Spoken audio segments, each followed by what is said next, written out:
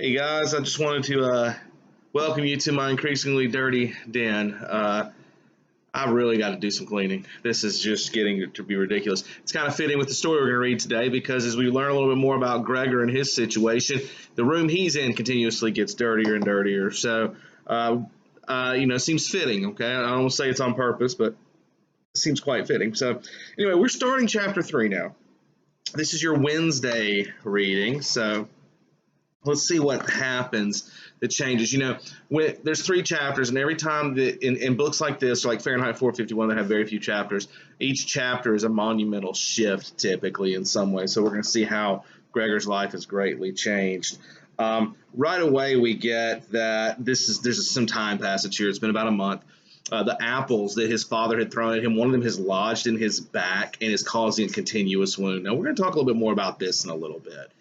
This kind of a symbolic image, the apple. Again, you know that because it's weird. Okay, why of all things would the dad throw apples? And so then we can start thinking about what do apples mean in literature. And of course, anytime you think of an apple, especially when it's harming someone, you think back to one of our 2 primary sources of allusions in literature, which is either the Bible, where this comes from, or Greek myth. Personally, now again, I could be stretching a little bit, but I am an English teacher, so forgive me. This could deal with the Garden of Eden and that apple representing the first, sin, that sort of thing. The idea that Gregor in some ways is a sinful being, and now he's being forced to pay for this. You do get this sense of self-hate that Kafka is developing through poor Gregor, and we see that a lot in this section. So he's sitting there, and this thing is increasingly causing him more and more pain, and there's no one there to take it out for him. It's something simple. It could easily be removed if someone tried to, but none of them will. The other day, one of you asked me about the size of this guy, and we get these constantly weird images of is he really big? Is he normal bug size? What? Well, and this is another one that kind of allows us to see a little bit of size, because if he could have an apple lodged in his back, that tells us he's definitely bigger than a normal sized bug. Okay, I wouldn't say he's gigantic by any stretch, but he's definitely bigger than a normal bug. All right. He talks a little about familial duty, that he believes it's the family's job to take care of family members no matter how repulsive they are. And guys, that's really been the feel in most cultures throughout time. Ours is different. We will very easily, and this isn't meant to make anyone feel bad, so if your family has done this with one of your relatives, I get it, trust me.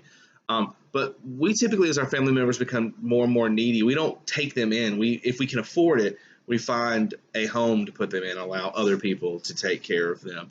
And it's kind of, we just, I don't know why that's the case, to be honest with you, but there is this disconnect between us and the older members of our families typically, okay? I apologize for this light in the background too. It's just, I can't do anything about it. So then we get to learn a little bit more about his family's situation as it's progressed, okay? So they leave the door open for him in the evenings when they're in there, so they still can be with him, kind of, which is interesting. We never get this feeling they completely hate him and want nothing to do with him. So, but then we start to learn that each of the family members is working a different type of job. Typically what poor people would do. Everybody in the family is working, and they work very hard. The sister, I believe, is... What does it say about this sister? I know the mom's now a seamstress.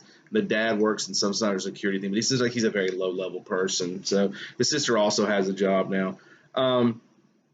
And we also get this image of his dad just coming home being so exhausted he can't even take off his uniform. He falls asleep in it. The mom and sister have to help him to his bedroom. I mean, they're suffering in a lot of ways. The dad even says at one point, "What a life. This is the peace and quiet of my old age." And of course, Gregor hears all this. He can't communicate with him, but he hears it, and it makes him feel bad. And that's when we say, it says that pain in his back begins to ache even more, which lets us know this isn't just a physical pain. There's more going on here. He is watching his family go downhill, and he blames himself for it. And of course, the irony here is it's not his fault. He did not choose to wake up a bug. He hasn't done anything wrong, but yet he still feels like this is on him, and he is to be blamed. We see a difference in how the sister behaves with him now. She's so busy, she just doesn't have time to take care of him. So she throws whatever food she can throw in there, and if he eats it, great. If he doesn't, she doesn't even pay attention anymore. She throws food in there, and the evening she takes out whatever's left, doesn't even look. She does a really bad job of cleaning his room. And not only that, and I'm kind of condensing a lot here, guys, but not only that, they've taken on boarders. They can't move to a smaller house, it sounds like their house is pretty big. They can't move to a smaller house because they don't know how they're going to move Gregor. So they feel like they have to stay. And so he feels like more and more of a burden. So they've taken on these 3 boarders who bring their own furniture. And this is a weird situation. I got to be honest with you. This part seems, again, like maybe a cultural thing that's different from their time to ours, because these 3 boarders kind of command the house at this point. And maybe because they're paying rent and they need the money, they get away with whatever they want. But they bring their own furniture. So a lot of the furniture now, they had cleared out Gregor's room, so he had room to, run around. Now his room has become the junk room, and everything just gets thrown in there. And they're really not worried about him anymore. And these boarders are people who are very, very big on order and cleanliness. And so as the section you're reading closes, the mom and sister are doting on these 3 men and making sure that everything they do is okay. And you can tell this bothers Gregor, because if he was still up and functioning, this wouldn't have been the case. They wouldn't need this. So I know today there wasn't a lot of discussion about the deep elements of this story, because really this is a short story that is really meant to do one thing: show you how Gregor felt like he was a burden to his family, just like Kafka felt like he was a burden to his family. And we are building towards the unhappy ending. We have 2 more days of reading ahead of us, okay?